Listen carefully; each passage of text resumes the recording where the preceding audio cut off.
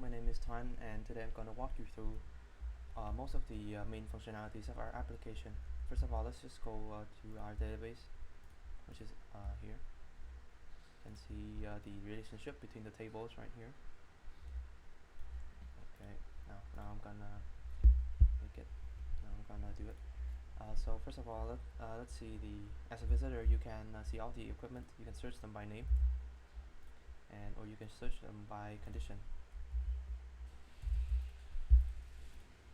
Oh, you also should test filter, so you can see. Now let's log in as an admin, which allows us to manage almost all the entities in the school system. For managing student, you can add, update, and delete each of the students. You can filter them by name.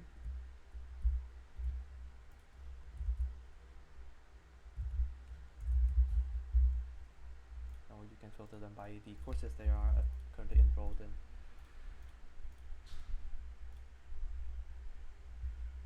For managing academic staffs, you can search them by full name, this, or search them by the courses they are in. You can also search it by expertise. You can add, delete it. You can delete it by pressing on it and confirm. You can also update it by here. For the professional staff, you can add. You can search the staff by the name. And you can also do the same actions as before. So one thing to note from these persons that are using our application is that the contact info should be unique for each person. So that so if I were to update my personal email to duplicate Mrs. H email,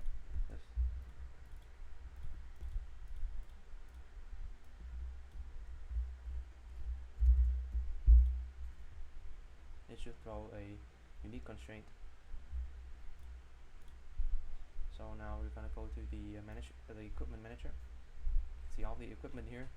You can search them by name or by their availability and by the condition too. You can add equipment. You can add it with a name, a condition. You can choose it from here. Purchase date, and you can choose an image. That's only optional. So now to manage the lending records. So as you can see here, we currently have 3 lending records, 2 of which my account as a student is currently in. Now, so to change this, we can add, update, and delete. You can search it by the borrower's name. And can change the status. You can search them by the status and the approval. So okay, let's walk through the creation. Let's just add a new lending record. You can choose the equipments that are available or not in the lending record to add to a lending record. You can, first of all, let's choose the user role. If a student shows all of these, and when you choose in one of these students, the course automatically switches to the courses that the student is currently enrolled in. So from here, you can set the return date, the status, or the pending. Alright.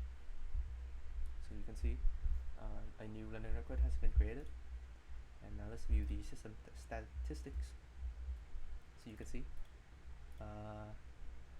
the total equipment is here, and all the lending records are here, and we're going to log out as the admin. Now we're going to log in as an academic staff to see all the functions that it has to offer. So first of all, let's view our own personal information. You can see it here. See the course I'm in. You can edit it, and the unique constraint also applies to this form too. Here is the main functionality of it. So before we have created a landing record which is borrowed by Mrs. H. So you can approve it, which will turn the status into approved, and I can also reject it if I wanted to. So let's just set that's approved right now. So you can see here, the academic staff is also available to borrow equipment. So now we can first of all add a new landing record, or borrow a new record, borrow a few equipments. You can choose the course right here is set as the course that I'm currently enrolled in, or I mean assigned to. Set the borrow date to 20 days from now, to the maximum 20 days from now. You can see it also filters out. Oops. There we go. Let's also see it filters out 20 days. Okay. Set that up so you can see here. I'm currently borrowing this and this, which is status is set default to approved, and I can click on here and then return off the equipment. There we go. So now you can see that the equipment from here is were all returned. So you can go back and see the landing record history that we have created. So basically here, when we return a record, it generates a landing record history. So you can see here, you can see the record ID, the equipment that was in there, and the status of it. So we can also view the landing statistics.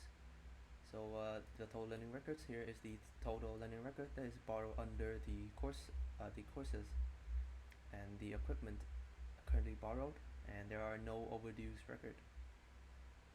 Now we're gonna log out of academic staff and join back as a professional staff.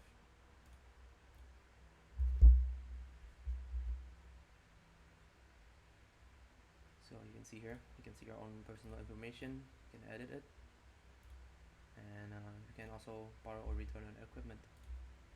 First of all, let's add a borrowing record, a landing record. You can add a few equipments right here, and set the day to today, and yeah, there are no automatic constraints here, but if we create a landing record that is too far, the return date too far from the borrow date, it will not let us create a landing record. So now let's create a new one.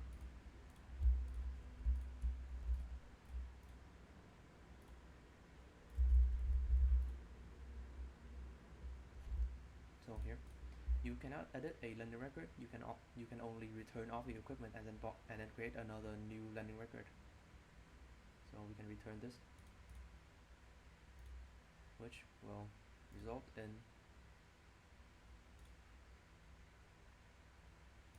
which now should return an empty equipment array.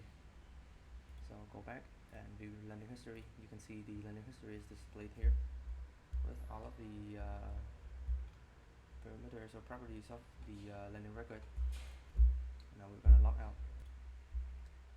So thank you for listening to my demonstration. I hope you have a great day.